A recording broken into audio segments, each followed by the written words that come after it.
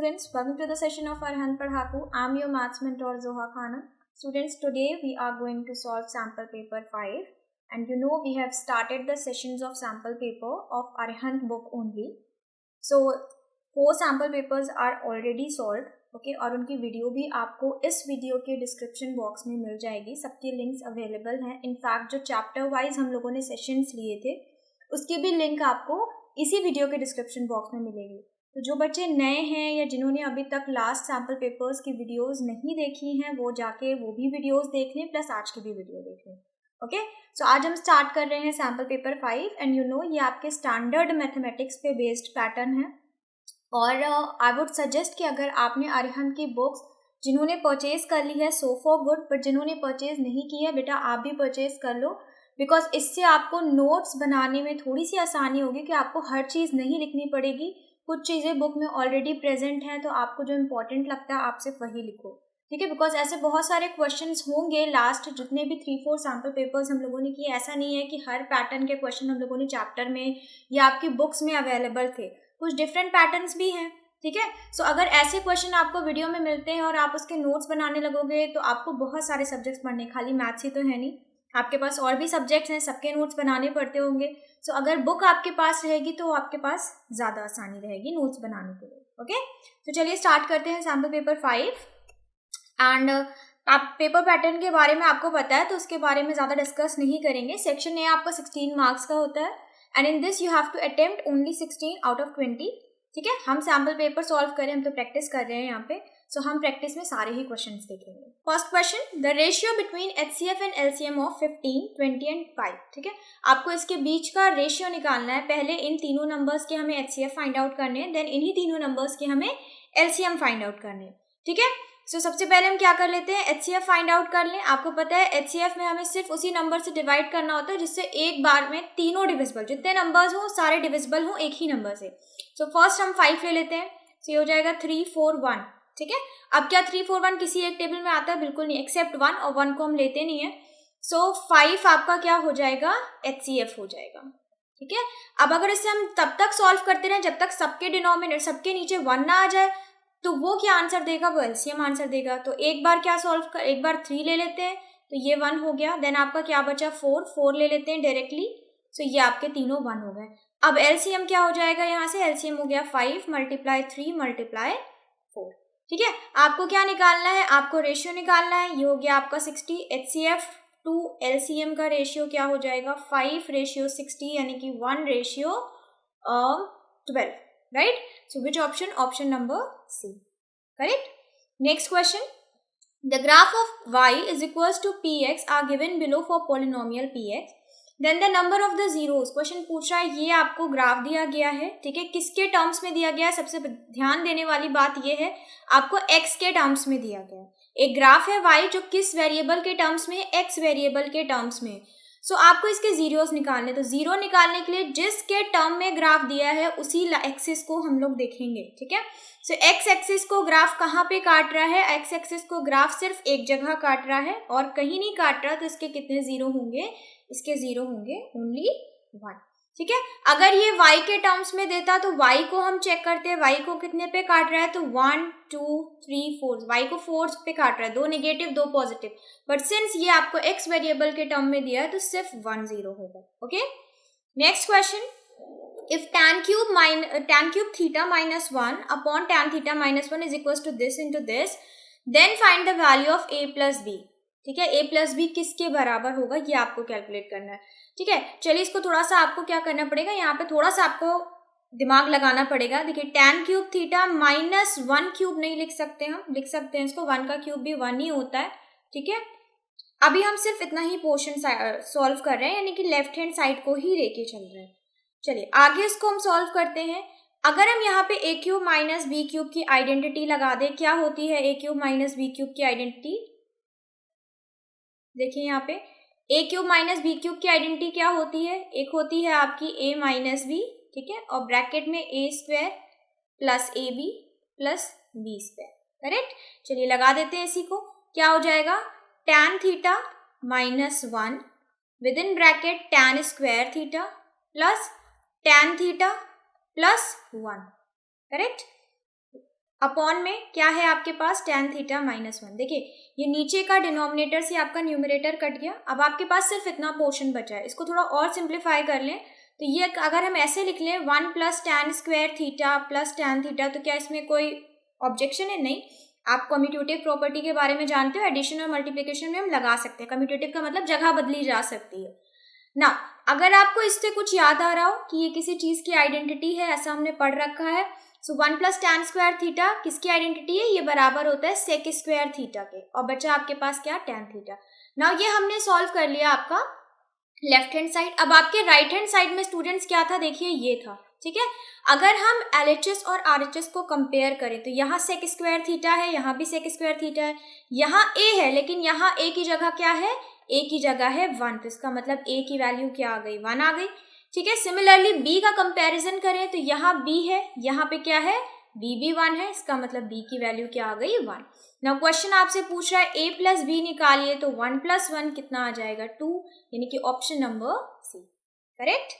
Next question, the condition for which the equations ax plus b equals to 0 and cx plus d equals to 0 are consistent. Question कह रहा है कौन सी condition पे ये आपके दोनों जो होंगे इक्वेशंस दी गई हैं ये कंसिस्टेंट होंगी, ठीक। सो इसके लिए आपको क्या निकालना होगा? इसके लिए सबसे पहले आपको पता है ये पेयर ऑफ लीनियर इक्वेशन का क्वेश्चन है, जहाँ पे आपको इनफाइनाइट और पैरेलल की कंडीशंस दी गई हैं। अगर वो आपको याद है तो आप इसे कर लेंगे आराम से। अगर आपको नहीं याद है तो आई वुड सजेस्ट कि इस वीडियो की डिस्क्रिप्शन बॉक्स में आपको लेसन नंबर 3 की लिंक मिल जाएगी वीडियो की, आप उसे देख लीजिए। मैंने उसमें पूरा आपको डिटेल में हर क्वेश्चन समझाया, इनफैक्ट उसकी थ्योरी भी समझाई।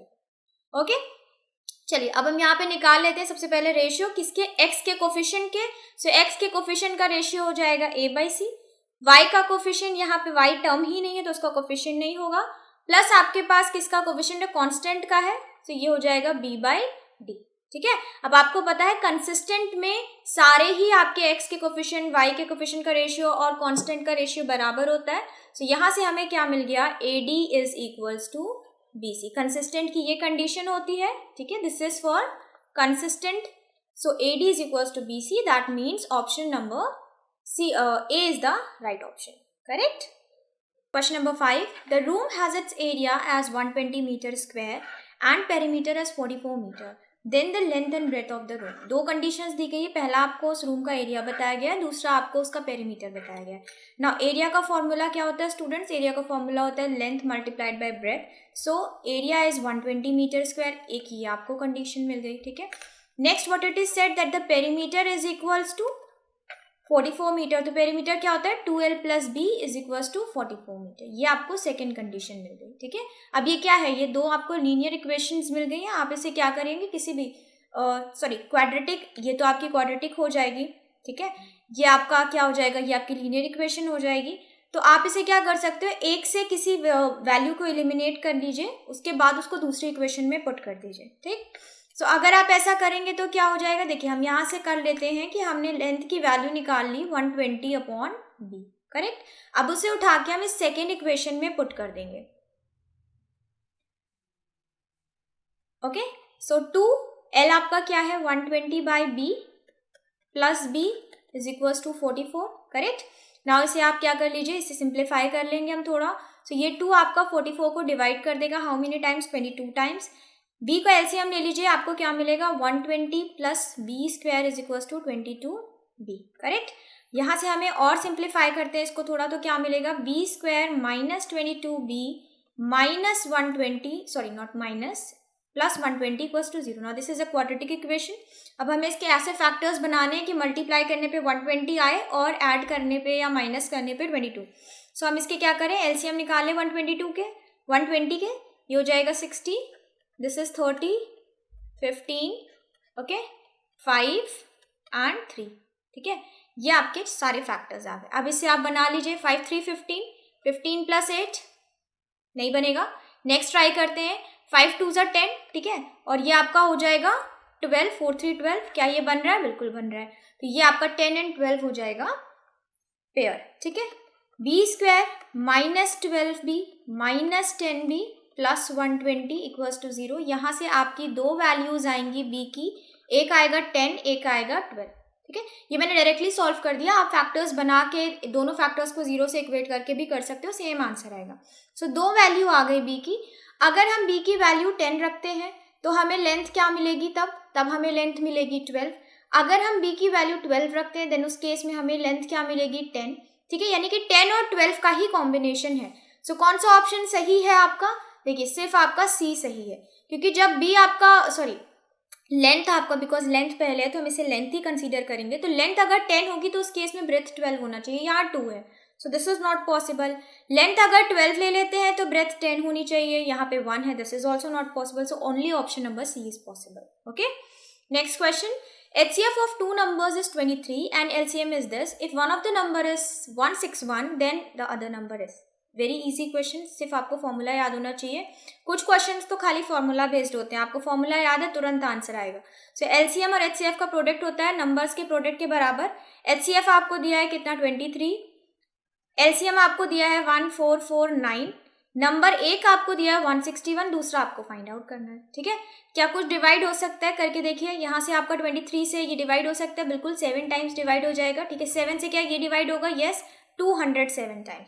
सो ब्रेथ आपकी, ब्रेथ कह रहे हैं, बी आपका यानी कि अदर नंबर क्या आ गया 207, option number a. Okay, next question 7, Onkar and it should be Omkar, I suppose, I think so, because Onkar I don't think कोई नाम होता है। So Omkar and Neha play a badminton game, if the probability of Omkar winning the match is 0.75 then what is the probability of Neha winning the match. ठीक है, question कह रहा है अगर ओमकार की प्रोबेबिलिटी है 0.75 मैच को जीतने की, तो नेहा की क्या हो जाएगी। ठीक है, सो देखिए, अगर ओमकार जीतता है तो जाहिर है कि नेहा हार जाएगी, और नेहा जीतती है तो ओमकार हार जाएगा। सो आपको पता है अगर किसी चीज़ की प्रोबेबिलिटी दी गई है तो ना जीतने की या नहीं होने की प्रोबेबिलिटी कितनी हो जाती है, उसको 1 से माइनस करके हम निकाल लेते हैं, बिकॉज प्रोबेबिलिटी आपकी कभी भी 1 से ग्रेटर नहीं होती और निगेटिव नहीं होती। सो किसी चीज़ की भी अगर यहाँ पे ओमकार की जीतने की इतनी है तो नेहा की जीतने की क्या हो जाएगी, हम इसे 1 से सब्ट्रैक्ट करके निकाल, बिकॉज मैक्सिमम प्रोबेबिलिटी यानी कि एक ट्रू इवेंट की, लाइक सपोज एक ट्रू इवेंट क्या हुआ कि sun will rise, everyday sun rises, ये एक ट्रू इवेंट है, इसमें हम पॉसिबिलिटी नहीं ले सकते। ओके, ठीक है, अर्थ का शेप स्फेरिकल है, ये एक ट्रू चीज है, इसमें हम पॉसिबिलिटी नहीं ले सकते। सो ऐसे इवेंट जो बिल्कुल श्योर हो उनकी पॉसिबिलिटी हमेशा क्या होती है, 1 होती है। सो इसीलिए अगर हमें किसी भी अनदर चीज यानी कि ना होने की पॉसिबिलिटी निकालनी हो, ठीक है, तो हमेशा 1 से सब्ट्रैक्ट करके निकालेंगे। सो अगर ओमकार जीतता है तो उसकी इतनी है, तो नेहा की जीतने की क्या हो जाएगी, आप सब्ट्रैक्ट कर लीजिए, आंसर विल बी 0.25। सो नेहा की जीतने की प्रोबेबिलिटी है 0.25। Next question, question 8, if 3 chairs in one table cost rupees 1500 and 6 chairs one table cost rupees this much, then the linear equations to represent this situation। सिर्फ आपसे equation पूछी है, सो आपको यहाँ पे x और y की वैल्यू नहीं निकालनी है। ठीक है, अगर हम मान लेते हैं कि चेयर x है और टेबल y है, ठीक, सो यहाँ पे भी चेयर x है, टेबल y है, तो उसकी कॉस्ट निकालने के लिए क्या कर देंगे, अगर एक की पता है तो सारी के लिए मल्टीप्लाई कर दीजिए। सो 3 चेयर्स, एक चेयर की x है तो 3 की क्या हो जाएगी 3x, एक टेबल की y है तो यहाँ एक ही टेबल ली गई है, सो 3x प्लस y, कितने रुपए देने पड़े 1500, फर्स्ट इक्वेशन। दूसरे में क्या है 6x ली है प्लस टेबल खरीदने की y हो गई और कितने रुपए देने पड़े 2400, ये सेकेंड हो गई। ठीक है, देखिए कौन सी आपकी मैच कर रही है।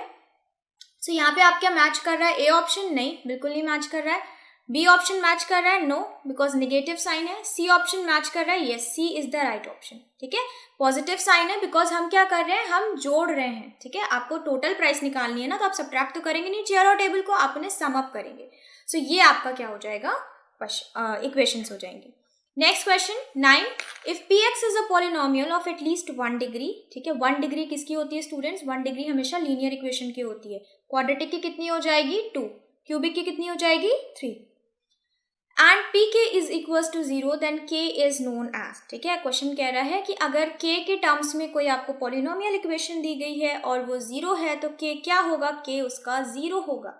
Okay, k is 0 of px। ठीक है, option number B.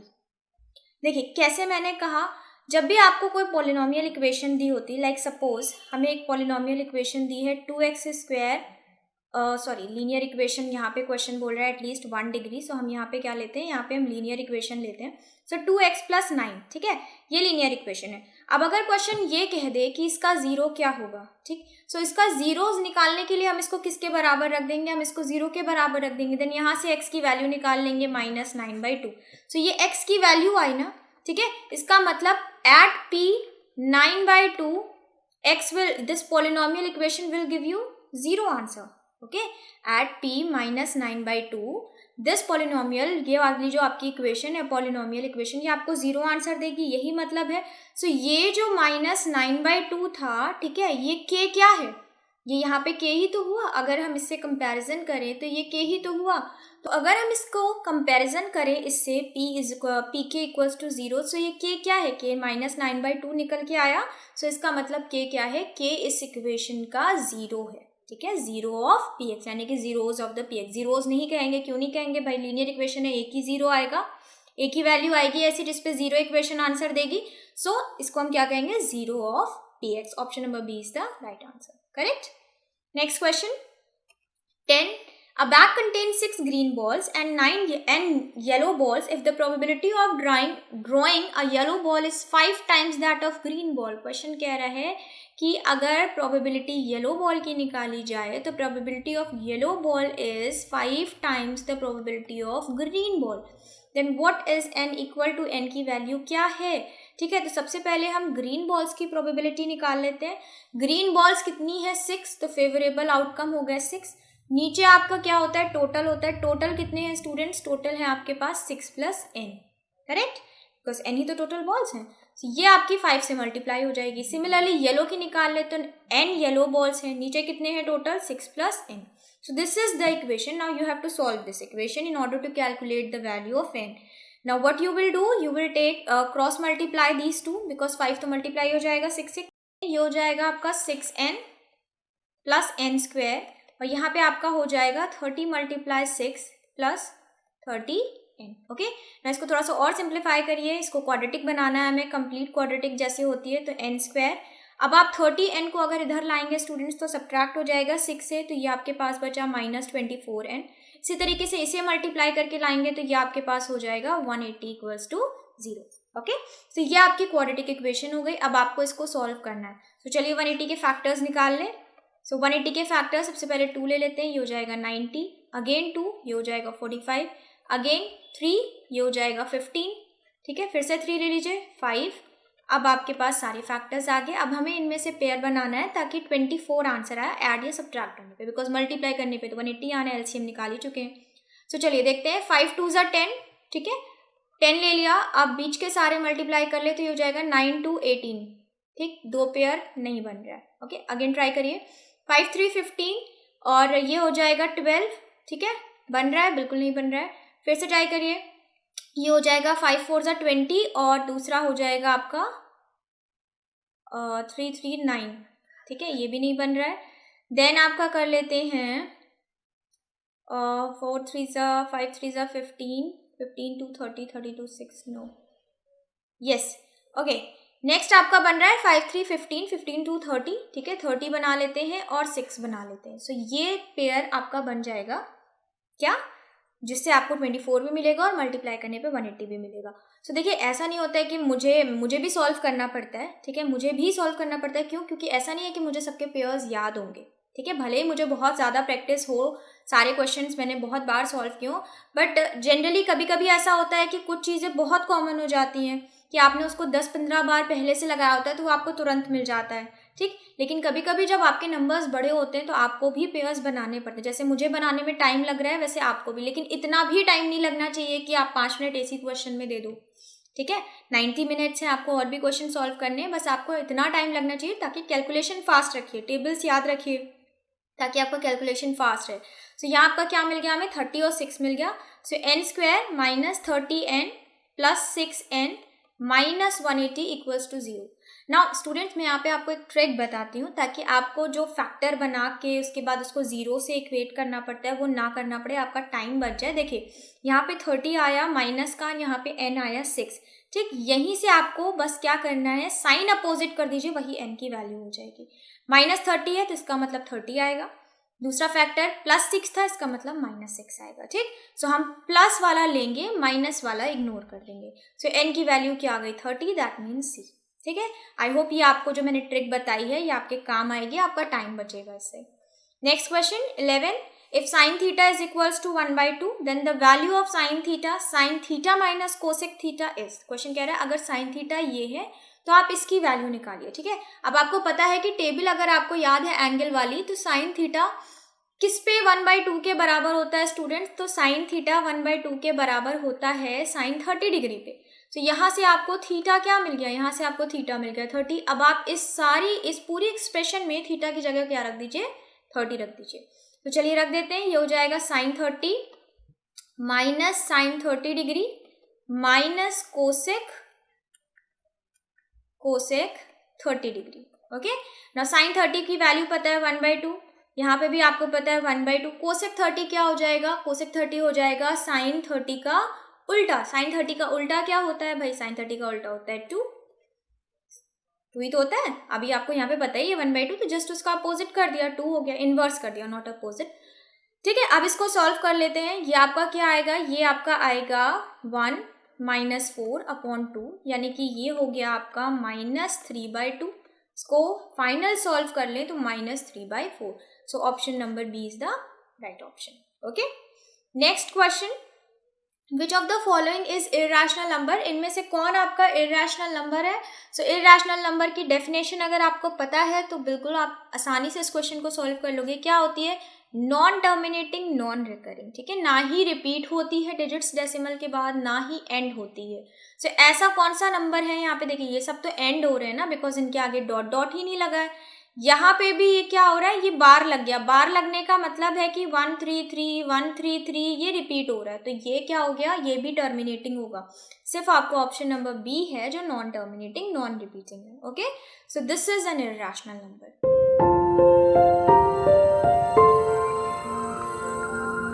It is proposed to build a single circular park whose area is equal to the sum of areas of two circular parks of this and this diameter in a locality. The radius of the new park would be. Question कह रहा है कि ऐसा सोचा गया कि एक बड़ा सर्कुलर पार्क बना दिया जाए दो छोटे सर्कुलर पार्क्स को ऐड करके, ठीक है, और बड़े वाले का एरिया दोनों छोटे वाले के एरिया के सम के बराबर है, ठीक। सो सबसे पहले हम क्या करें, सब दोनों छोटों का एरिया निकाल के उनको सम कर ले, ठीक है। सो चलिए पहले हम निकालते हैं इस वाले का एरिया, ठीक। इसको हम मान लेते हैं सर्किल 1 और दूसरे वाले को मान लेते हैं सर्किल 2 C2, ठीक है। इसका एरिया निकालेंगे, कैसे निकालेंगे, ये हो जाएगा आपका पाई r²। वैसे इसका भी फॉर्मूला पाई r², भाई सर्किल है तो फॉर्मूला तो सेम रहेगा। यहाँ से आपका आ गया पाई r, यहाँ पे क्या हो जाएगा स्टूडेंट्स, डायमीटर 16 है तो r हो जाएगा 8, यहाँ पे डायमीटर 12 है तो r हो जाएगा 6, ठीक है। हम पाई की वैल्यू अभी नहीं रख रहे हैं, क्यों नहीं रख रहे हैं वो आपको लास्ट में समझ में आ जाएगा। देखिए r² का मतलब 8 × 8 यानी कि 64 पाई, ये इसका एरिया हो गया। यहाँ पे आपका r² का मतलब 6 × 6 यानी कि 36 पाई, ठीक है। अब इन दोनों को एरिया को क्या कर दें, हम सम कर दें। सम करने पे हमें क्या आंसर मिल रहा है, सम करने पे हमें आंसर मिल रहा है 100 पाई। अब क्वेश्चन क्या कह रहा था कि ये जो एरिया है वो बड़े वाले सर्किल के एरिया के बराबर है, यानी कि बड़ा वाला सर्किल है C, उसका एरिया है पाई कैपिटल r², ठीक है, बड़ा है तो बड़ा r ले लिया। अब ये आपका बड़ा कैपिटल r² मल्टीप्लाई पाई किसके बराबर है, 100 पाई, बिकॉज क्वेश्चन ने ये कंडीशन दी हुई है, सो हम यहाँ पे लिख सकते हैं अकॉर्डिंग टू क्वेश्चन। ना पाई से आपका पाई कैंसिल आउट हो जाने वाला था, इसीलिए मैंने यहाँ पे आपके पाई की वैल्यू नहीं ली थी। अदरवाइज आप क्या करते, पाई की वैल्यू लेते, सोल्यूशन में टाइम लगता और वो सोल्यूशन में टाइम आपका वेस्ट हो जाता, बिकॉज लास्ट में तो पाई कैंसिल ही होना था, ठीक है। सो हमने क्या किया, जब भी आपको लगे भाई आपने अगर क्वेश्चन किया हुआ है तो आपको कहीं ना कहीं अंदाज़ा होगा कि हाँ इसमें लास्ट में हमें इक्वेट करना पड़ेगा, तो जब हमें पता है करना पड़ेगा तो हम क्यों टाइम वेस्ट करें अपना वहाँ पे। सो चलिए यहाँ से आपका r² मिल गया 100, सो r क्या आ गया आपका 10 आ गया, ठीक है। यही क्वेश्चन पूछ रहा था कि बड़ा जो नया पार्क बन रहा है उसका रेडियस क्या है, तो उसका रेडियस है 10 metre, option number A. Next question, if point PK0 divides the line segment this and this in ratio this, then the value of K, ठीक है। तो यहाँ हम लगाने वाले कौन सा फॉर्मूला स्टूडेंट्स, यहाँ हम लगाने वाले सेक्शन फॉर्मूला। आपको क्या पता है, आपको पता है कि एक लाइन सेगमेंट दी गई है, A कोऑर्डिनेट जिसका है -2 2 -2, B का कोऑर्डिनेट है -7 4, इसको एक कोऑर्डिनेट, एक पॉइंट P डिवाइड कर रहा है जिसका कोऑर्डिनेट है K0, कितने में 1:2 में डिवाइड कर रहा है। तो सेक्शन फॉर्मूला याद है, मैं फॉर्मूला नहीं लिख रही हूँ, आई सपोज कि सबको याद होगा। हम सिर्फ क्या करने जा रहे हैं, हम इसको सॉल्व करने जा रहे हैं, ठीक है। सो K0 जिसका कोऑर्डिनेट हम निकाल रहे हैं उसको हम लेफ्ट हैंड साइड पे रखेंगे। अब कैसे निकालते हैं ये सबको पता होगा। m1 x2, m1 है 1, x2 है -7, मल्टीप्लाई कर दिया। देन m2 x1, m2 है 2, x1 है 2, क्या हो जाएगा +4। नीचे आपका m1 + m2 होता है यानी कि 1 + 2 3, करेक्ट। इसी तरीके से y के लिए निकाल लीजिए, m1 y2 यानी कि 4, m2 y1 यानी कि -4 और नीचे आपका हो जाएगा 3, ठीक है। अब ये वाला पूरा पोर्शन तो 0 होना ही था बिकॉज यहाँ भी 0 है, इसका मतलब कहीं ना कहीं, अच्छा 0 y 0 है तो इसका मतलब कैसी लाइन है, इसका मतलब ये x एक्सिस पे है, ठीक है। अगर x एक्सिस को काट रही है तो इसका मतलब उसका y 0 होगा, ठीक है। ये यहाँ से ये कंडीशन पता चलती है। चलिए आपको क्या करना है, k की वैल्यू निकालनी है, तो हम कंडीशंस को इक्वेट कर लेते हैं, यानी कि x को x से, y को y से। k को जब हम करेंगे तो k हो जाएगा आपका -7 यानी कि -3/3। तो यहाँ से आपकी k की वैल्यू आ गई -1 और ये हो गया ऑप्शन नंबर डी राइट, ठीक है। Next question number 15, if in two triangles angle DEF and angle PQR and the angles which are equal, ये आपको दिया गया है कि D बराबर है Q के, R बराबर है E के, तब आप बताइए इसमें से कौन सी कंडीशन ऐसी है जो ट्रू नहीं है। तो सबसे पहले आप क्या करिए स्टूडेंट्स, ट्रायंगल ड्रॉ करिए, ठीक है। और ट्रायंगल में नेमिंग हम अभी नहीं करेंगे कि DEF बोला है तो हम DEF लिख दें, यहाँ पे PQR ऐसे नहीं। जब उसने एंगल दिए हैं आपको तो पहले आप एंगल के हिसाब से दोनों ट्रायंगल्स रखिए ताकि आपको नेमिंग करने में इजी रहे। देखिए D बोल रहा है Q के बराबर है, तो अगर D ये है तो Q हम इस साइड को मान लेते हैं, ठीक है। सो ये हो गया आपका बराबर। देन नेक्स्ट बोल रहा है R जो है वो बराबर है E के। अब R इसमें तो होगा नहीं भाई, इसमें DEF ही होंगे, इसमें PQR होगा। सो अगर हम R मान लेते हैं, ये वाला एंगल है तो R बराबर है E के, इसको ये वाला मान लेते हैं, ठीक। अब दो एंगल्स बराबर है, इसका मतलब ये ट्रायंगल सिमिलर हो गए, ये हो गया आपका F, ये हो गया P, ठीक। अगर सिमिलर है ट्रायंगल तो हम इसमें कौन सी थ्योरम लगा सकते हैं, बेसिक प्रोपोर्शनैलिटी थ्योरम का यूज कर सकते हैं, ठीक है। अब बेसिक प्रोपोर्शनैलिटी थ्योरम क्या कहती है कि that ratio of the corresponding sides of the two similar triangles are equal. चलिए इसकी करस्पॉन्डिंग साइड्स निकालिए। पहला हो जाएगा DF का रेशियो किससे, PQ से, ये बराबर होगा FE का रेशियो किससे, PR से, करस्पॉन्डिंग साइड्स ले रहे हैं सारी। उसके बाद आपका ये DE बराबर हो जाएगा किसके, QR के, ठीक है। अब देखिए फर्स्ट कंडीशन कह रही EF/PR is equal to DF/PQ, यानी कि ये वाला पोर्शन आपका है, तो ये ट्रू है, ठीक है। नेक्स्ट कह रहा है DE/PQ is equal to EF/PR, ठीक। अब DE/PQ है क्या यहाँ पे, नहीं, QR है। EF/PR तो है, ठीक है, FE EF सेम ही बात है, DE/PQ नहीं है, इसका मतलब ये वाला वो पॉइंट है जो गलत है, ठीक। और क्वेश्चन आप तो यही पूछ रहा है कौन सा गलत है, तो ये आप ऑप्शन आपका राइट ऑप्शन होगा इस फॉर दिस पर्टिकुलर क्वेश्चन। बाकी आप दोनों भी चेक करेंगे स्टूडेंट्स तो वो दोनों भी आपके सही आएंगे, यानी कि BPT को वेरीफाई करेंगे, okay. Next question student, the area of two similar triangles are respectively this and this, the ratio of their corresponding sides. अब बोल दिया गया है ट्रायंगल सिमिलर है, आपको प्रॉपर्टी पता है कि जैसे करस्पॉन्डिंग साइड्स का रेशियो बराबर होता है वैसे ही पेरीमीटर का रेशियो बराबर होता है, लेकिन जब एरिया की बात करते हैं तो एरिया में साइड के स्क्वायर को लेते हैं, ठीक है। यानी कि अगर दो ट्रायंगल्स हैं तो एरिया ऑफ ट्रायंगल 1 का रेशियो एरिया ऑफ ट्रायंगल 2 के रेशियो के साइड के रेशियो के बराबर होगा, लेकिन साइड के स्क्वायर के रेशियो के बराबर। यानी कि अगर इस ट्रायंगल की कोई साइड है S1 तो इसका स्क्वायर रेशियो, अगर इस ट्रायंगल की कोई साइड है S2 तो इसका स्क्वायर, ठीक है। अब आपको एरिया गिवन है, ठीक है, 36/64 is equal to S1² S2²। अब स्क्वायर है, अगर हम क्या करेंगे स्क्वायर हटाएंगे तो दूसरे साइड आपका क्या लग जाएगा, √2 लग जाएगा, है ना। तो यहाँ से आप स्क्वायर को हटा दीजिए। अब ये S1/S2 क्या हो जाएगा आपका, क्या आ गया, ये हो जाएगा 6, ये हो जाएगा 8। इसे थोड़ा सिंप्लीफाई कर लेते हैं बिकॉज 2 कॉमन फैक्टर है यहाँ पे, तो ये हो जाएगा 3 और 4। So which option is right, option number B, that is 3:4 is the right option, okay. Ratio of areas of a circle and an equilateral triangle. तो क्वेश्चन कह रहा है आपको रेशियो ऑफ सर्किल और इक्विलेटरल ट्रायंगल के area का ratio निकालना है, और कंडीशन क्या दे दी गई है कि डायमीटर जो है वो साइड के बराबर है, ठीक है। तो हम मान लेते हैं कि ये दोनों ही किसके बराबर हो जाते हैं, x। तो अगर साइड आपकी x के बराबर है, डायमीटर x के बराबर है, तो यहाँ से रेडियस क्या आ गया स्टूडेंट्स, x/2, ठीक है।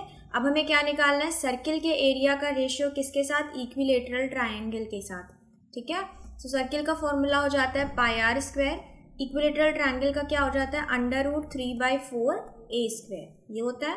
वैल्यू रख दीजिए, पाई आर स्क्वायर क्या हो जाएगा एक्स स्क्वायर अपॉन 2 का भी स्क्वायर होगा 4, वो आ जाएगा डिनोमिनेटर में। तो √3/4 ए क्या है, ए साइड आपका, ए साइड है, साइड मतलब एक्स, तो ये हो जाएगा एक्स स्क्वायर, ठीक। एक्स स्क्वायर से एक्स स्क्वायर कैंसिल आउट हो गया, 4 से 4 कैंसिल आउट हो गया, आपका क्या रेशियो आया, pi ratio √3, option number b. Next question student, if sine theta is equals to cosec theta equals to 1, find the value of sine theta plus cosec. बहुत ही इजी क्वेश्चन है, देखिए कह रहा है साइन थीटा भी 1 है, कोसेक थीटा भी 1 है, क्या करना है, प्लस कर देना, 1 + 1 = 2, ठीक है। सो आपको लगता है इतना इजी क्वेश्चन मिलेगा, बिल्कुल नहीं मिलेगा। सो यहाँ पे पता नहीं कैसे आ गया, लेकिन बहुत इजी क्वेश्चन था, कुछ नहीं करना था। Next question 19, Ramesh boys a fish from a shop for his aquarium, ठीक है। रमेश क्या कर रहा है, रमेश एक फिश बाय करने जा रहा है अपने एक्वेरियम के लिए। The shopkeeper takes out 1 fish at random from a tank containing 5 male fish and 9 female fish. Shopkeeper जिसके पास रमेश बाय करने गया है, वो एक फिश निकालता है अपने टैंक से, और उस टैंक में उसके पास 5 मेल फिशेज है एंड 9 फीमेल फिश हैं। सो क्या प्रोबेबिलिटी होगी कि जो फिश वो निकाल के रमेश को देने वाला है वो एक मेल फिश होगी, ठीक है। सो इसका मतलब फेवरेबल आउटकम आपके लिए यहाँ पे क्या होगा, मेल फिश, जो कि कितनी है, 5 है, ओके। डिनोमिनेटर में हम क्या रखते हैं, टोटल रखते हैं हमेशा, तो टैंक में टोटल फिशेस कितनी हो जाएंगी, 5 + 9, यानी कि probability of taking out a male fish for Ramesh is 5/14, option number D, okay. Next 20, the perimeter in centimetre, देखिए सेंटीमीटर दिया है, तो इस कंडीशन को क्वेश्चन में ध्यान रखिएगा, हो सकता है आपको क्वेश्चन मीटर में दिया हो, सेंटीमीटर में पूछ रहा हो, तो गलत हो सकता है वहाँ पे ऑप्शन, ओके। सो क्वेश्चन बोल रहा है पेरीमीटर निकालिए उस स्क्वायर का जो कि सर्कमस्क्राइब कर रहा है एक सर्किल को ऑफ रेडियस a सेंटीमीटर। अब यहाँ पे सर्कमस्क्राइब और इनस्क्राइब दो ऐसे टर्म है जिसमें बच्चे बहुत ज्यादा कंफ्यूज होते हैं कि सर्किल को अंदर रखना है या सर्किल को बाहर रखना है। तो जब बोल रहा है सर्कमस्क्राइबिंग अ सर्किल, यानी कि सर्किल अंदर है और स्क्वायर आपका बाहर है, ठीक है। अब सर्कमस्क्राइब तभी करता है जब जो सर्किल अंदर है वो सारी साइड्स के स्क्वायर को टच कर रहा होगा, ठीक है। फिगर पे ध्यान मत दीजिए, मतलब सारी साइड्स को टच करेगा। आपका सर्किल का रेडियस बोल रहा है क्या है, a, ठीक है। सो अगर ये a है और इसकी हम डायमीटर बना लें तो ये भी a उधर जाएगा, तो टोटल आपका क्या हो गया 2a। ना ये जो साइड है वो इसके बराबर होगी, तो ये साइड आपकी क्या आ गई स्क्वायर की, वो भी आ गई 2a, ठीक है। अब आपको साइड पता है क्या है 2a स्क्वायर की, पेरीमीटर क्या होता है 4 इंटू साइड, मल्टीप्लाई कर दीजिए, क्या हो जाएगा 4 × 2a = 8 है, ठीक है। Option number A is the right option, correct. Now this is the last question of section A. Now we are heading towards section B, which is also of 16 marks, and in this also you have to attempt 16 out of 20, correct. Now let's see the first question.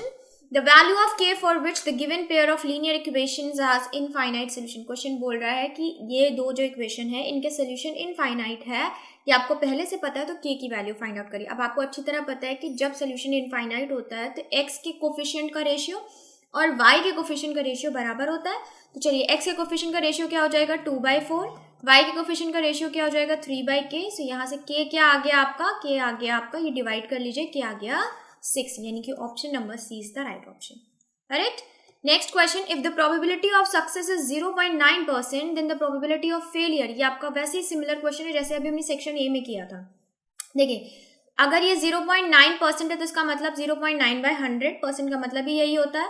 तो ये आपकी exact value क्या आ जाएगी 0.09, ठीक। ये जीतने की probability है, तो हारने की प्रोबेबिलिटी निकालने के लिए हम क्या करेंगे 1 से सब्ट्रैक्ट कर देंगे।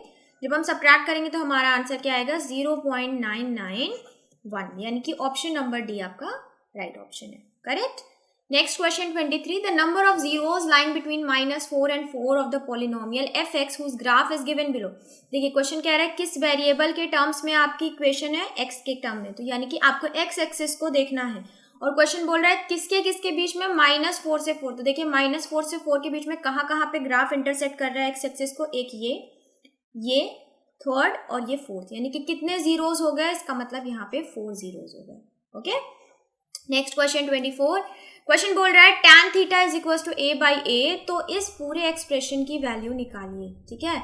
अब इसमें बच्चे सोचेंगे कि मैम को कैसे पता कि ये करना था, तो मैम को इसलिए पता है क्योंकि मैम ने बहुत सारे क्वेश्चन इस तरीके के किए हुए हैं, ओके अगर आपको प्रैक्टिस होगी, आपने पहले से क्वेश्चन किया होगा, तो आप भी इस क्वेश्चन को बिल्कुल वैसे ही करोगे जैसे मैं करने वाली हूँ, ठीक। अदरवाइज इस क्वेश्चन का जो दूसरा मेथड है जो थोड़ा सा लेंदी हो जाएगा, बच्चे उससे करेंगे, बट अगर आपको प्रैक्टिस है तो आप ये वाला मेथड इस्तेमाल करोगे। सो हम क्या करने वाले हैं, हम इस पूरे इक्वेशन, पूरे एक्सप्रेशन के न्यूमरेटर और डिनोमिनेटर दोनों को cos थीटा से डिवाइड करने वाले हैं, ठीक है।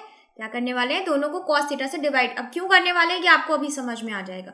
देखिए जब आप इसको डिवाइड करेंगे a sin theta upon cos theta, तो sin theta upon cos theta क्या हो जाता है, आइडेंटिटी याद होगी आपको, ये हो जाता है tan थीटा, करेक्ट।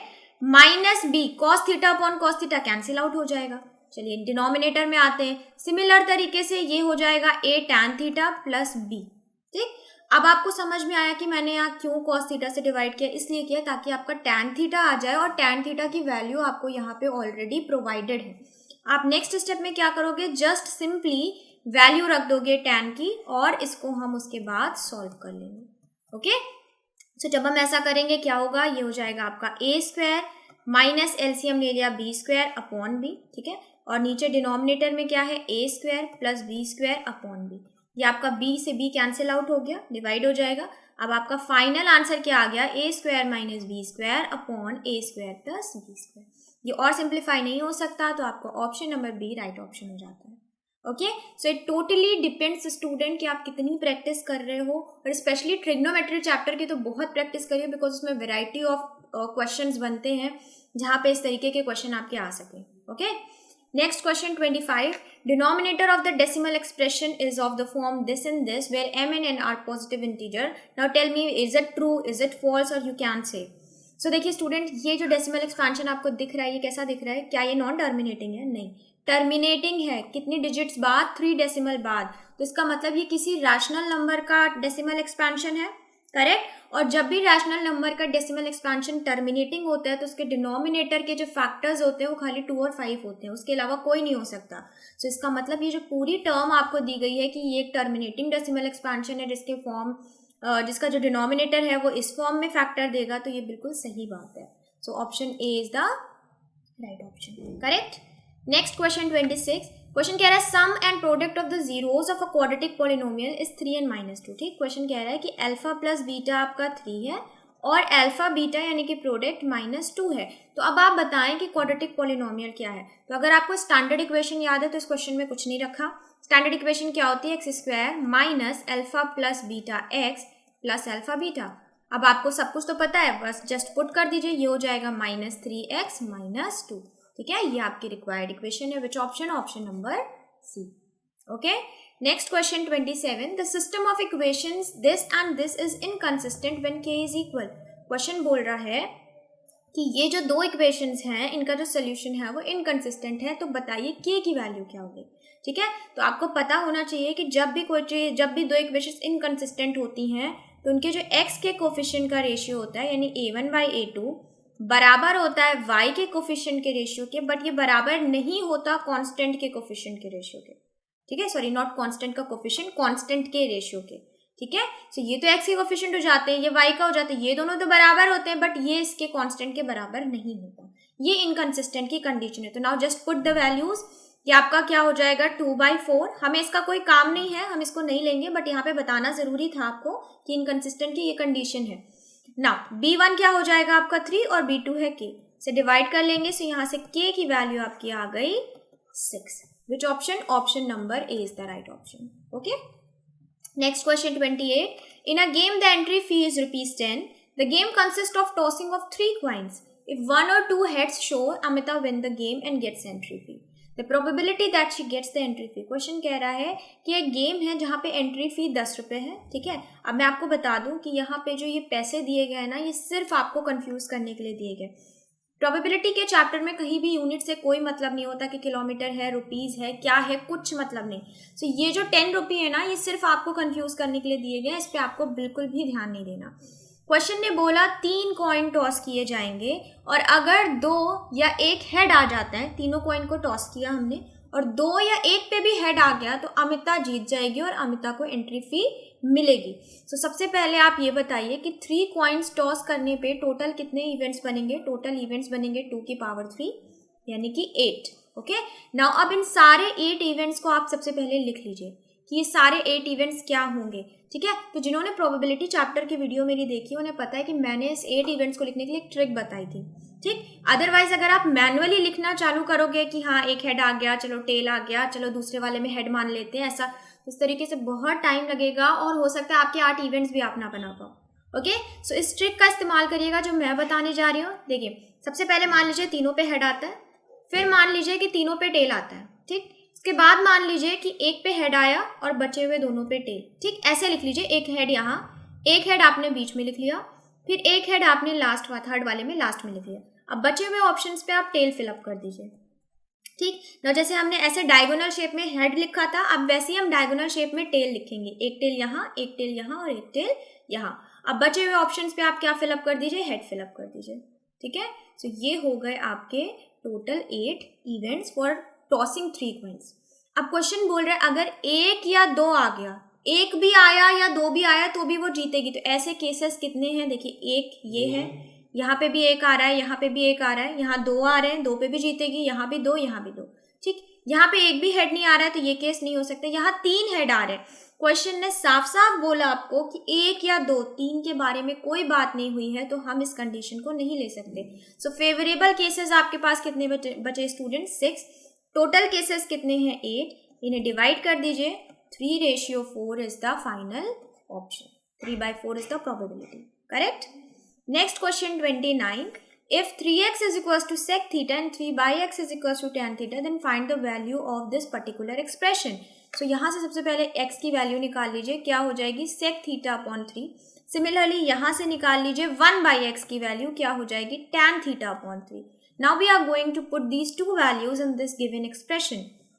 x की जगह रख दिया x की वैल्यू, तो क्या हो जाएगा, sec square theta upon 9। Then 1/x square का मतलब क्या हो जाता है, 1/x स्क्वायर का मतलब हो जाता है 1/x का होल स्क्वायर, तो डिफरेंस तो है नहीं। सो यहाँ पे हम क्या कर देंगे, इसका होल स्क्वायर, तो ये हो जाएगा tan स्क्वायर थीटा अपॉन 9। अब 9 डिनोमिनेटर में कॉमन है, न्यूमरेटर में क्या बचा, sec square theta minus tan square theta, ये हो जाएगा आपका 1/9। Option number B right option है। अब ये 1 कहाँ से आया, इसके लिए आपको पता होगा कि आइडेंटिटी होती है 1 + tan square theta is equals to sec square theta. तो जब आप tan को इधर भेज दोगे तो ये 1 के बराबर आ जाएगा। Okay, next question 30, the decimal expansion of the rational number this will terminate after. ठीक है, अब टर्मिनेट के लिए कितने डेसिमल बाद टर्मिनेट होगा, इसके लिए हम कौन सा चीज देखते हैं, इसके लिए हम डिनोमिनेटर में 2 और 5 में किसकी पावर हाईएस्ट है ये देखते हैं। सो हाईएस्ट किसकी है, 2, इसका मतलब ये 2 डिजिट बाद डेसिमल टर्मिनेट हो जाएगा। ऑप्शन नंबर बी आपका राइट ऑप्शन है। ओके,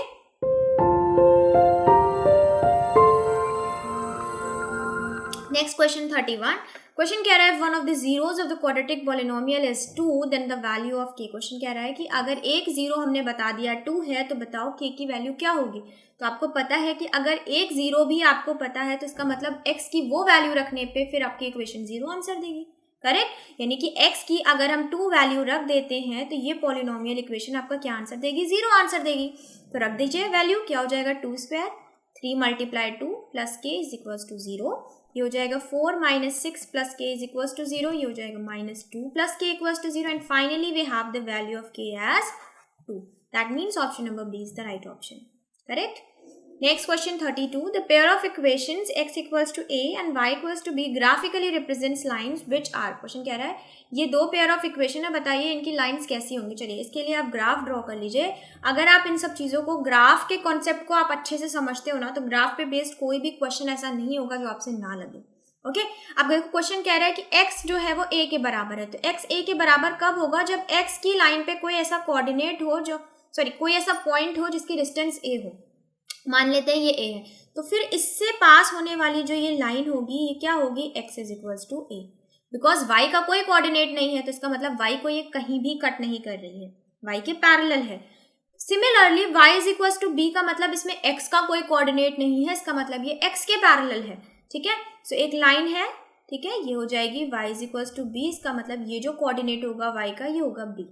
ठीक, अब ये जो दोनों लाइन आप देख रहे हो ये क्या कर रही है, ये एक दूसरे को इंटरसेक्ट कर रही है। कौन से पॉइंट पे कर रही है, इसका कोऑर्डिनेट निकाल सकते हैं भाई। x कट क्या देखें, x का देखें तो ये a हो जाएगा, y का देखें तो क्या हो जाएगा, b हो जाएगा। इसका मतलब कौन से पॉइंट पे दोनों इंटरसेक्ट कर रहे हैं, ए बी पे। क्या ऐसा कोई ऑप्शन है, पैरेलल तो नहीं है, इंटरसेक्टिंग एट बी ए तो नहीं है, इंटरसेक्टिंग एट ए बी है। सो ऑप्शन नंबर डी आपका राइट ऑप्शन है। ओके, नेक्स्ट क्वेश्चन, इस गिवन फिगर में आपको रेडियस दिया गया है कि ये 7 सेंटीमीटर रेडियस है, ठीक, और एंगल्स आपका 60 डिग्री, 40 डिग्री, 80 डिग्री है तीनों सेक्टर के। तो आप बताएं कि इस शेडेड रीजन का एरिया क्या होगा। अच्छा स्टूडेंट्स, एक बात मुझे यहाँ पे याद आई कि आपका जो सिलेबस है इस बार के सीबीएसई टर्म 1 के लिए वो रिवाइज्ड है, यानी कि कुछ टॉपिक्स डिलीटेड हैं। तो अगर आपने अरहंत की बुक परचेज करी हुई है तो आपको पता होगा, जिन बच्चों ने पढ़ी है या देखी है, परचेज कर ली, उन्हें पता होगा कि आपकी बुक जो है वो टोटली आपके रिवाइज्ड पैटर्न पे बेस्ड है। आपका कोई ऐसा क्वेश्चन नहीं मिलेगा जो आउट ऑफ सिलेबस हो with respect to your term 1 according to current curriculum. Okay, जैसे आप इसी क्वेश्चन को देख लो, यहाँ पे 60, 80 और 40 डिग्री दिया गया है। आपको अच्छी तरह पता है कि जब मैंने आपको रिवाइज्ड डिलीटेड टॉपिक्स पढ़ाए थे, फर्स्ट टीजर अगर आप लोगों ने देखा हो तो उसमें साफ साफ था कि एरिया ऑफ सर्किल में जो सेक्टर के एरिया आएंगे वो 90 डिग्री से ऊपर नहीं आएंगे। सो यहाँ ऐसा कोई एंगल नहीं है जो 90 डिग्री से ऊपर है। ओके, सो आपकी बुक बहुत परफेक्ट है आपके रिवाइज्ड करिकुलम के हिसाब से। तो आई वुड सजेस्ट कि आप इसे परचेज करके पहले से ही खुद से सॉल्व कर लें और उन्हीं क्वेश्चंस के लिए अब वीडियो को देखें जिन क्वेश्चंस पे आपको लगता है कि ये क्वेश्चन मुझे समझने की ज़रूरत है। ओके, चलिए बैक टू क्वेश्चन। ये आपका 3 सेक्टर्स बन रहे हैं, तो हम इन तीनों सेक्टर्स के एरिया निकालेंगे, ठीक है, और यही शेडेड पोर्शन है तो इन तीनों सेक्टर के एरिया निकाल के इनको ऐड कर देंगे। चलिए फर्स्ट सेक्टर का एरिया निकालते हैं, तो ये हो जाएगा थीटा बाय 360 डिग्री, यानी कि 60 बाय 360 डिग्री मल्टीप्लाई पाई यानी कि 22/7, आर स्क्वायर यानी कि 7/7 मल्टीप्लाई 7 से आपका 7 कट गया, ये आ गया आपका 6 नीचे डिनोमिनेटर में। इसका निकाल लेते हैं, तो ये हो जाएगा 40 degree upon 360 degree multiply 22/7 multiply 7/7, same 7 से 7 डिवाइड हो गया, 40 से आपका 360 डिवाइड हो जाता है 9 टाइम्स। इसका निकाल लेते हैं, ये हो जाएगा 80 degree upon 360 degree multiply 22/7 multiply 7 multiply 7, same 7 से 7 कट गया, ये आपका क्या हो जाएगा, ये आपका हो जाएगा 2/9। अब आप क्या देख रहे हो स्टूडेंट कि 22/7 जो है ना ये सब में आ रहा है, ठीक है, ये देखो 22/7 यहाँ भी आ रहा है, 22/7 यहाँ भी आ रहा है, यहाँ भी आ रहा है, तो हम इस 22/7 को कॉमन ले लेते हैं, यानी कि 154 को कॉमन ले लेते हैं और फिर इन तीनों को प्लस कर देते हैं। तो फ्रैक्शन क्या आ गया, इसका आया 2/9 यहाँ से, देन इसका आ गया 1/6 और लास्ट आपका ये क्या हो गया 1/9। सो फ्रैक्शन को ऐड कर लीजिए, क्या हो जाएगा, एलसीएम डिनोमिनेटर का एलसीएम हो जाएगा 18, ये हो जाएगा आपका 4, ये हो गया 3, ये हो गया आपका 2, ठीक है।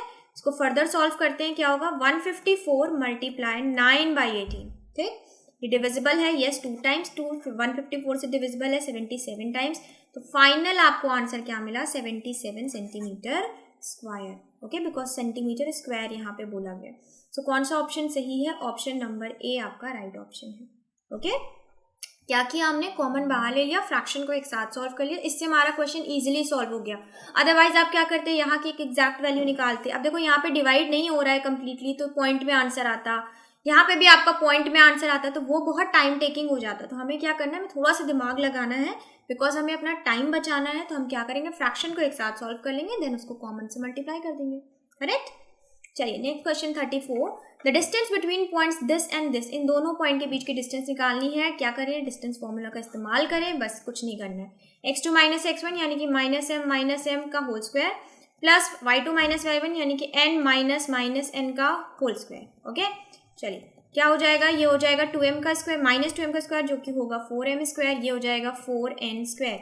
अब आप देखो 4 कॉमन है दोनों में, तो 4 कॉमन ले लो, ये हो जाएगा m square plus n square. अब 4 क्या है, परफेक्ट स्क्वायर है, बाहर आ जाएगा। So d is equals to 2√m square plus n square. कौन सा ऑप्शन सही है, ऑप्शन नंबर सी आपका सही है। Next question 35 students, in the given figure AOB is a diameter of a circle, ये आपका डायमीटर है, ठीक है। आपको वैल्यू निकालनी है tan A dot tan B की, ठीक है। अब देखिए ये क्या है, ये आपका राइट एंगल ट्रायंगल है, और वैसे सर्किल की प्रॉपर्टी भी होती है, अगर ये नहीं भी दिया होता कि ये राइट एंगल ट्रायंगल है, तो आपको पता है कि जब कोई जिसका बेस, जिसका हाइपोटेन्यूज आपका आ रहा हो, सॉरी बेस कहेंगे, जब आपका डायमीटर पे आता हो और उसकी दूसरी साइड सर्कल ट्रायंगल की टच करती हो सर्किल को, तो ये हमेशा राइट एंगल ट्रायंगल होता है, करेक्ट। सो ये आपका पाइथागोरस थ्योरम लगा देते हैं हम यहाँ पे, ताकि आप ए बी के डायमेंशन निकाल सको. सो बाय पीजीटी यानी कि by Pythagoras theorem, A B square is equals to C B square plus A C square. Now put the values here. You have CB is equals to 2 यानी कि 4, AC is equals to 3 यानी कि 9.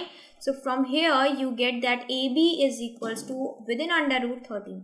तो ये आपका diameter क्या आ गया 13. ठीक, और ऐसे बात करें दूसरे वर्ड में तो ये हाइपोटेन्यूज है ट्राइंगल का.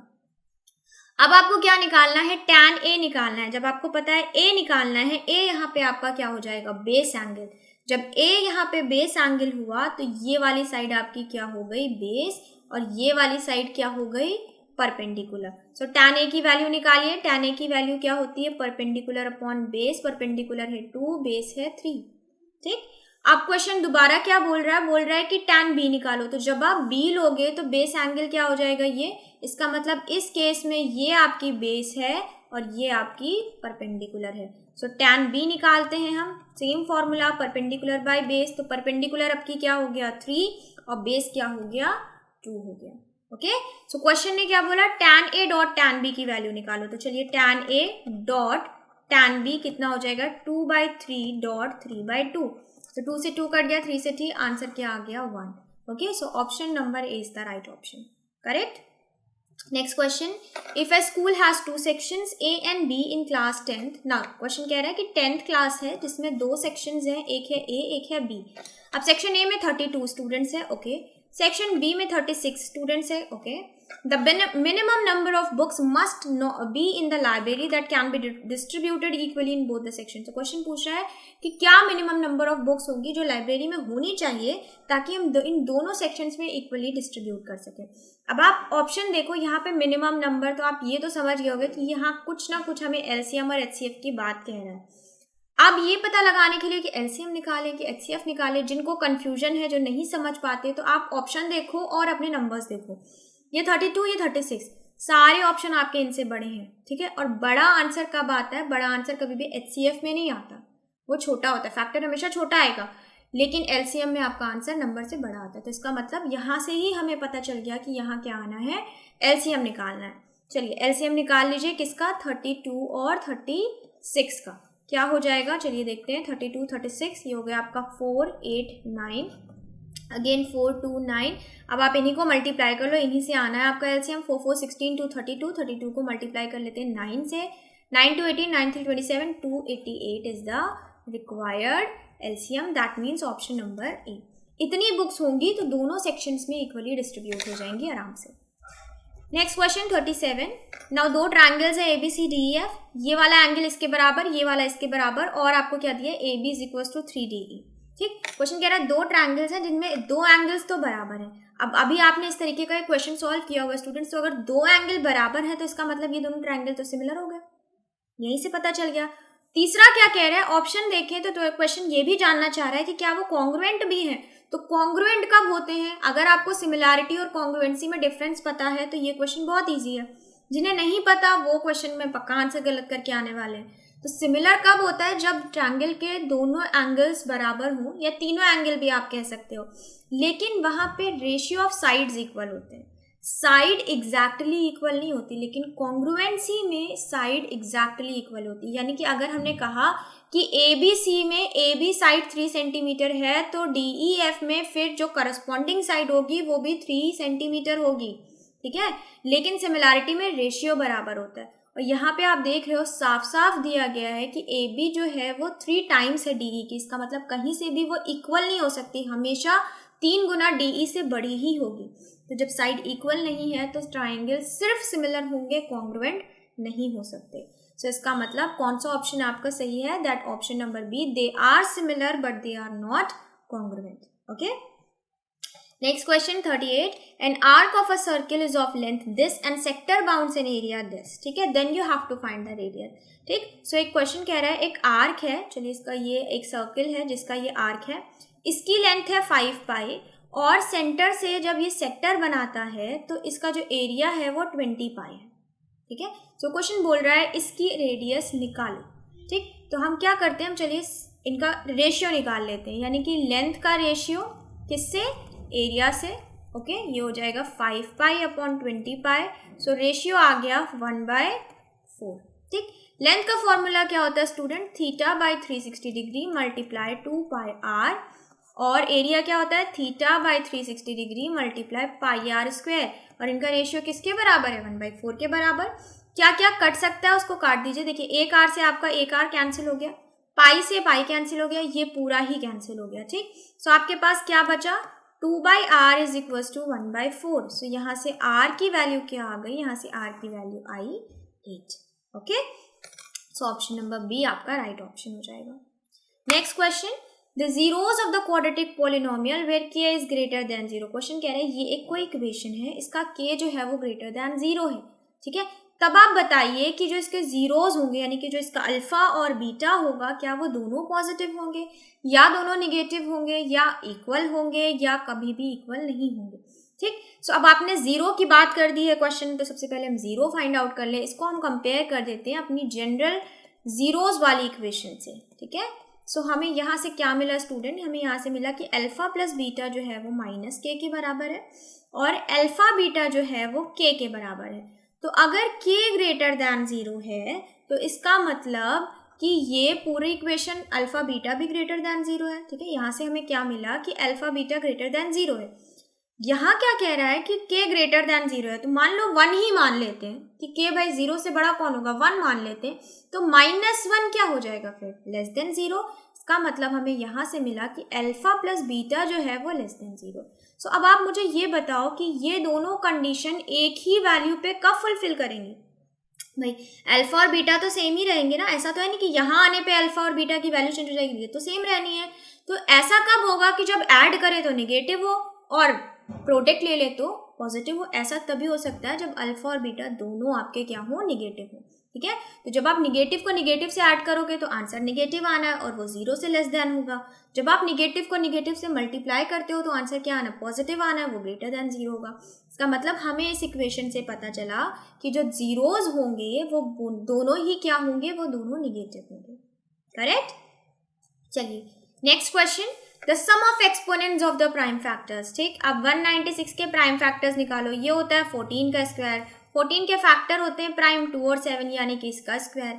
ठीक, अब आपके फैक्टर्स तो आ गए, कह रहा है इसके एक्सपोनेंट का सम कर दो, तो सम ऑफ एक्सपोनेंट्स क्या हो जाए, एक्सपोनेंट इसका आया 2, इसका भी 2 आया, तो 2 + 2 यानी कि 4। सो ऑप्शन नंबर बी आपका फाइनल ऑप्शन हो जाएगा। Okay, now we are heading towards section C because this was the last question of section B and in section C it is totally case based section.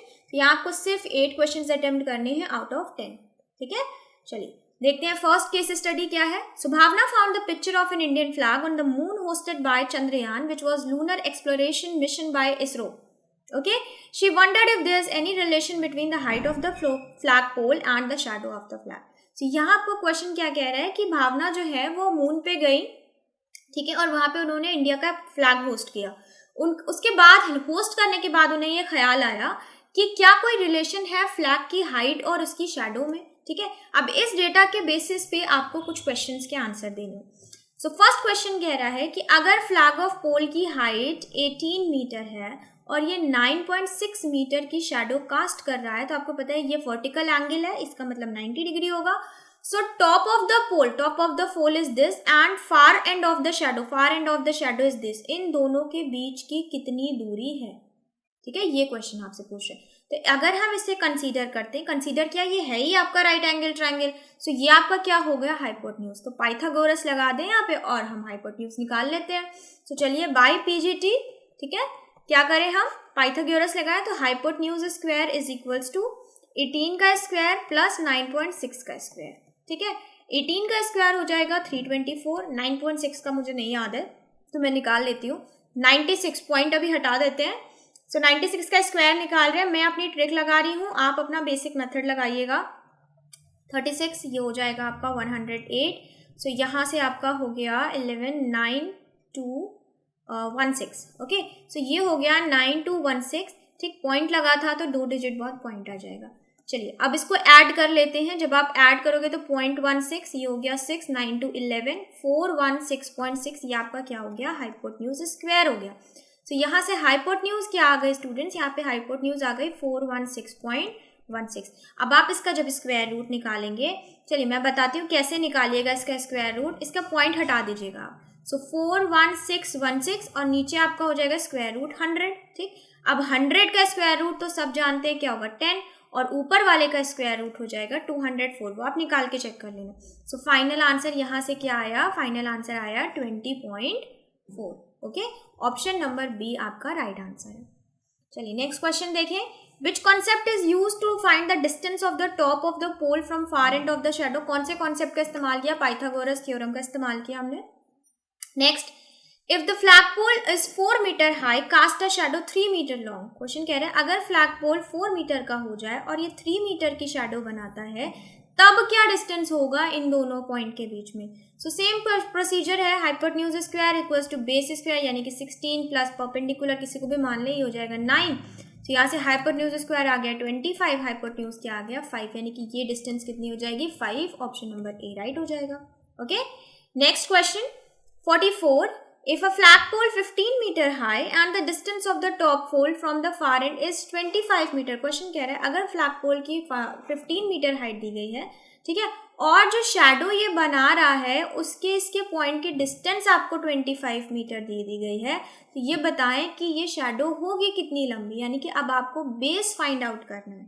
ठीक है, so same concept, hypotenuse square यानी 25 का square, perpendicular square यानी 15 का square plus base का square भी ही ले लेते हैं। ये हो जाएगा 625, ये हो जाएगा आपका 225 प्लस बेस स्क्वायर, इधर ले आएंगे तो आपका base square is equals to 400। So यहाँ से आपका बेस क्या आ गया students 20 meter. Correct, so option number C आपका राइट ऑप्शन है। ठीक है, next question 45. If the distance of the top of the pole from the far end of the shadow is 13 meter and the length of shadow is 5 meter. Now in this case आपको shadow की length दी गई है कि ये 5 metre है और ये दो पॉइंट्स हैं, इनकी डिस्टेंस क्या है, ये 13 मीटर है। सो क्वेश्चन बोल रहा है आप ये परपेंडिकुलर निकालो। ठीक है, ये फ्लैग की हाइट निकालो, क्वेश्चन ये बोल रहा है। सेम कॉन्सेप्ट का इस्तेमाल करना है, हाइपोटेन्यूज स्क्वायर यानी 13 का square, perpendicular square plus 5 square. यहाँ से आपको क्या मिला 169 minus 25 equals to perpendicular square. यहाँ से आपको परपेंडिकुलर स्क्वायर मिल गया 144 और फाइनली आपको परपेंडिकुलर मिल गया 12, यानी कि option number B. In case study, Shivam went to the hospital to near his home for COVID-19 test along with his family members. The seats in the waiting area were as per the norms of the distancing during the pandemic. His family members took their seats surrounded by circular area. आपने अपने school में भी देखा होगा कि जहाँ पे भी पैंडेमिक के नॉर्म्स फॉलो किए जा रहे हैं वहाँ पे थोड़ी थोड़ी डिस्टेंस पे सर्कल बना दिए जाते हैं ताकि आप उन्हीं सर्कल के अंदर डिस्टेंसिंग मेंटेन रहे। दो सर्कल के बीच में काफ़ी अच्छी डिस्टेंसिंग होती है। सो इसी तरीके से शिवम जिस हॉस्पिटल में गया वहाँ पे सोशल डिस्टेंसिंग के पूरे नॉर्म्स फॉलो किए जा रहे थे, तो उसके सारे फैमिली मेम्बर्स गए थे अपना कोविड टेस्ट करवाने। ठीक है, आप देख रहे हो ग्राफ में ऐसे उनके फैमिली मेम्बर्स बैठे हैं। चलिए अब इस डेटा पे बेस्ड आपको क्वेश्चन के आंसर देने। फर्स्ट क्वेश्चन है ओ को ओरिजिन ट्रीट करिए और बताइए ओ का कोऑर्डिनेट क्या होगा। आपको पता है ओरिजिन का कोऑर्डिनेट क्या होता है 0 0। भाई यहाँ पे ये 0 होगा, यहाँ से ये 0। सो आपको कौन सा ऑप्शन सही है, सी ऑप्शन सही है। नेक्स्ट 47 क्वेश्चन पूछा पलक और शिवम के बीच की डिस्टेंस बताओ। तो भाई डिस्टेंस बताने के लिए पहले कोऑर्डिनेट पता होना चाहिए। यहाँ से 3 हो जाएगा ये और ये हो जाएगा आपका 6। तो पलक का मिल गया। शिवम का देखिए ये हो जाएगा 6 और यहाँ y एक्सिस को देखेंगे तो ये हो जाएगा 5। ठीक, अब आपको इन दोनों के बीच की डिस्टेंस फाइंड आउट करनी है। डिस्टेंस का फॉर्मूला आपको पता ही है क्या होता है, x2 माइनस x1 यानी कि 6 माइनस 3 क्या आंसर आएगा 3, 3 का स्क्वायर 9 हो जाएगा। 5 माइनस 6 आंसर क्या आएगा -1, -1 का स्क्वायर कर दीजिए क्या आएगा 1। तो यहाँ से आपको पता चल गया डिस्टेंस क्या आई √10। कौन सा ऑप्शन सही है, ऑप्शन नंबर सी सही है। ठीक, next question coordinates of the seat of Akshay. Akshay की सीट का कोऑर्डिनेट बताना है आपको। तो अक्षय का क्या है 2 और ये हो जाएगा 3। That means option number A आपका राइट ऑप्शन है। Okay, next question what will be the coordinates of the point exactly between Akshay and Mallika where a person can be seated. Question बोल रहे हैं अक्षय और मल्लिका के बीच में किसी को हमें बीचों बीच बिठाना है, तो आप बताएं उसका कोऑर्डिनेट क्या होगा। सो बीचों बीच बिठाने का मतलब आपको किसका कोऑर्डिनेट निकालना है, मिड पॉइंट का कोऑर्डिनेट निकालना है। अब अक्षय का क्या था 2 3, मल्लिका का क्या था 5 2। ठीक है, अब इसके बीचों बीच निकालने के लिए आपको फॉर्मूला पता है, मिड पॉइंट का फॉर्मूला क्या होता है x1 प्लस x2 यानी कि 2 प्लस 5/7 और ये हो जाएगा y1 प्लस y2 यानी 3/2 नॉट 7 यहाँ पे आपका नीचे होगा क्या 2, मैंने ऐड करके लिख दिया। सो इसे आप क्या कर लीजिए, ये हो जाएगा आपका दोनों 2, x1 + x2/2 y1 + y2/2। अब इसे आप सॉल्व करेंगे, ये हो जाएगा 7/2 और यहाँ हो जाएगा 5/2। सो ये हो गया आपका 3.5, ये हो गया आपका 2.5। सो ऑप्शन नंबर ए आपका राइट ऑप्शन है। Okay, the last question of today's sample paper, determine the shape of the figure while on joining the points where Shivam family members are seated. Question कह रहा है सारे पॉइंट्स को join कर दीजिए, family members के जितने भी पॉइंट्स बन रहे हैं उनको ज्वाइन कर दीजिए और मुझे बताइए कि ये जो फिगर बन रहा है ये कैसा फिगर है। तो इसके लिए तो हमें डिस्टेंस निकालनी पड़ेगी। अगर डिस्टेंस अपोजिट साइड की इक्वल आती तो रेक्टेंगल कह देंगे, अगर डिस्टेंस अपोजिट साइड की इक्वल सारी साइड्स की इक्वल आती है तो आप देख रहे हो फिगर कुछ टेढ़ा है तो ये स्क्वायर या रेक्टेंगल नहीं हो सकता। तो सिर्फ आपके पास दो ऑप्शन बचते हैं कि या तो ये पैरेललोग्राम होगा अगर अपोजिट साइड्स इक्वल है, या तो ये स्क्वायर होगा अगर सारे साइड्स, रोम्बस होगा अगर सारे साइड्स इक्वल है। ये दो तो पहले ही काट दो, बिकॉज देख रहे हो फिगर टेढ़ा है तो टेढ़ा ना स्क्वायर होता है ना रेक्टेंगल होता है। अब हम निकालते हैं इसकी डिस्टेंस। तो लास्ट किसी क्वेश्चन में हमने इसकी √10 निकाला था। अब हम सबसे पहले क्या करें, इधर की भी निकाल लें। चलिए उसके लिए कोऑर्डिनेट पता होने चाहिए। कोऑर्डिनेट लिखिए, ये है 3 6, ये है आपका 6 5, ओके, ये है आपका 5 and 2 एंड ये है आपका 2 और 3। चलो यहाँ का निकाल लेते हैं, क्या हो जाएगा 6 - 5 1, 1 का स्क्वायर होता है 1, 5 - 2 3, 3 का स्क्वायर होता है 9, √1 + 9 √10। तो ये भी 10 आया है, ये भी 10 आया है। चलिए इसके बीच का निकाल लेते हैं, ठीक है। अब यहाँ से डिस्टेंस फॉर्मूला 2 - 5 -3 -3 का स्क्वायर 9, 3 - 2 1, 1 का स्क्वायर 1, यानी कि ये क्या आ गया, ये भी √10 आ गया। चलिए लास्ट निकाल लेते हैं यहाँ का, 3 - 2 1, 1 का स्क्वायर 1 ही होगा, 6 - 3 3, 3 का स्क्वायर 9 होगा। सो ये हो गया √10। क्या देख रहे हो, सारी साइड्स बराबर हैं, टेढ़ा है, इसका मतलब ये क्या होगा, ये रोम्बस होगा। ओके, बिकॉज सारी साइड्स रोम्बस में इक्वल होती हैं और इसे हम, मेरी लैंग्वेज में मैं इसे टेढ़ा स्क्वायर कहती हूँ। तो दिस इज अ टेढ़ा square, so the answer is rhombus. Okay, so students ये थे आपके 50 क्वेश्चन सैम्पल पेपर 5 के, ठीक है। आप जितनी ज़्यादा हो सके प्रैक्टिस करिए। अच्छा सैम्पल पेपर था, जितने भी सैम्पल पेपर, इनफैक्ट जो 4 सैम्पल पेपर्स हम सॉल्व कर चुके हैं वो भी काफ़ी अच्छे थे, आपके एग्जाम के लेवल को बिल्कुल मैच करते हुए। कोई भी ऐसा क्वेश्चन नहीं है जो आपके टर्म 1 में इंक्लूडेड ना हो या आपको उस पर टाइम देना पड़े कि कहीं ऐसा कोई क्वेश्चन तो नहीं आ गया जो सिलेबस के अपार्ट है। तो ऐसा कुछ नहीं है। बुक आपकी जो बनाई गई है वो बिल्कुल आपके करेंट करिकुलम को ध्यान में रखते हुए बनाई गई है। So I would suggest go for it, purchase करिए, पहले से सॉल्व करके रखिए ताकि आपका टाइम बचे और आपको नोट्स बनाने में भी ज़्यादा मेहनत नहीं करनी पड़ेगी, बिकॉज बुक में आपके सॉल्यूशन अवेलेबल हैं। मान लीजिए ज़रूरी नहीं है कि हर सॉल्यूशन आपको खुद ही से समझ में आ जाए, तो उसके लिए तो मैं यहाँ पे हूँ ही, आपके सैम्पल पेपर की वीडियोस बना ही रही हूँ। जो क्वेश्चन आपको लगता है कि नहीं इसे समझने की ज़रूरत है वो आप वीडियो से देख के समझ सकते हैं। ओके, और आपके बुक में एक खास बात ये भी है कि उसमें OMR शीट भी प्रेजेंट है, तो आप अपनी नॉलेज को जज भी कर सकते हो। लाइक आपने कोई सैम्पल पेपर सॉल्व किया, देन आप उसके OMR शीट को बाद में जो आप OMR को फिल करोगे मैच करा सकते हो कि मेरे कितने नंबर्स आ रहे हैं, क्या मैं 90 मिनट्स में कंप्लीट कर पा रहा हूँ या कर पा रही हूँ। सो आप उस बुक को खरीद के अपने आप को जज ज़रूर करिए, बिकॉज ये 90 मिनट्स का टारगेट आपके लिए फर्स्ट टाइम है और 50 क्वेश्चंस 90 मिनट्स में पॉसिबल हैं। ऐसा नहीं है कि this is an impossible task, obviously it is a possible task, but ये तभी डिपेंड करेगा जब आपकी कैलकुलेशन फास्ट होगी and with that fast calculation your answer is accurate, ठीक है। सो जितना ज़्यादा प्रैक्टिस करेंगे उतनी ज़्यादा आपकी फास्ट कैलकुलेशन होगी, स्पीड बढ़ेगी सॉल्व करने की, और स्पीड के साथ साथ अपनी एक्यूरेसी को ध्यान में रखना है, उसे तो बिल्कुल नज़रअंदाज नहीं कर सकते, बिकॉज आपको पता है आपका पेपर डिस्क्रिप्टिव होता तो आपको स्टेप्स के भी मार्क्स मिल जाते हैं, but objective is like most difficult I would say. सही है तो सही, नहीं सही है तो नहीं। Okay, so please go for it, purchase book. कोई भी sample paper if you want to purchase Arihant purchase कर लीजिए, अदरवाइज सैम्पल पेपर ज़रूर परचेज करिए, करिए, प्रैक्टिस ही आपको परफेक्ट बनाएगी, correct. So let's meet in the next session of sample paper 6. Thank you and have a nice day.